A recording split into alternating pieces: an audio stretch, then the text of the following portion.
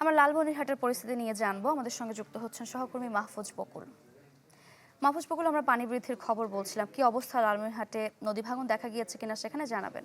সারিকা, তিস্তার পানি কিন্তু গত এক সপ্তাহ থেকে ওঠানামা করছিল। আজকেও কিন্তু তিস্তার পানি এখনো বিপদসীমার নিচে। গতকাল যদিও বা এই অঞ্চলে ভারী বৃষ্টিপাত হয়েছে, পাউবো এবং বন্যার সতর্কীকরণ কিন্তু তারা বলছিল যে এই সপ্তাহে পানি ওঠানামা করবে, উজানের ঢল আসতে পারে, ভারী বৃষ্টিপাত হতে পারে, তখন কিন্তু বন্যার স্বল্পমাত্রা বন্যা দেখা দিতে পারে।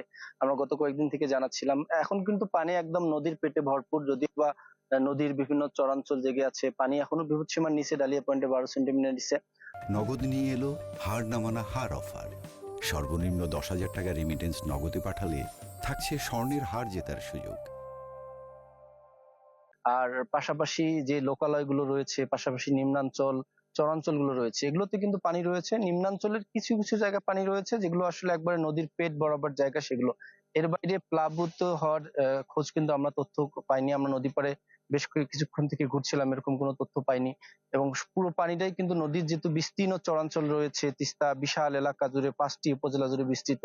যখন আসলে উজাল থেকে ঢল আসে এবং ভারী বৃষ্টিপাত হয়, এই পানিগুলো কিন্তু চরাঞ্চলে আগে ছেয়ে যায়, তারপরে যখন আরো বেশি ভারী বর্ষণ বা উজান থেকে ঢল আসে, তখন কিন্তু এই পানিগুলো লোকালে আস্তে আস্তে প্রবেশ করে।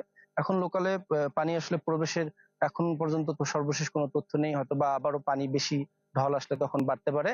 এবং তিস্তার চরাঞ্চল, যে বিস্তীর্ণ চরাঞ্চল রয়েছে, সেগুলোতে কিন্তু মৌসুমী আবাদ নেই, যার কারণে ফসলের সংখ্যাও কম। কিছু কিছু জায়গায় আসলে বীজতলা উজানের এলাকায় ডুবে থাকার খবর পাওয়া যাচ্ছে। তবে সব মিলে তিস্তাবারবাসী আসলে বলছেন যে তিস্তা মহাপরিকল্পনা বাস্তবায়নের কথা।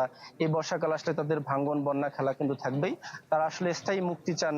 বর্তমান সরকার যদি তিস্তা মহাপরিকল্পনা নিয়ে প্রতিশ্রুতি দিয়েছিল, সেই দাবি কিন্তু বারবার স্থানীয়রা তুলছেন। সব মিলে এই ছিল লালমিরহাটের তিস্তা নদী পাড় থেকে সবশেষ তথ্য। সারিকা। বকুল, ধন্যবাদ আপনাকে।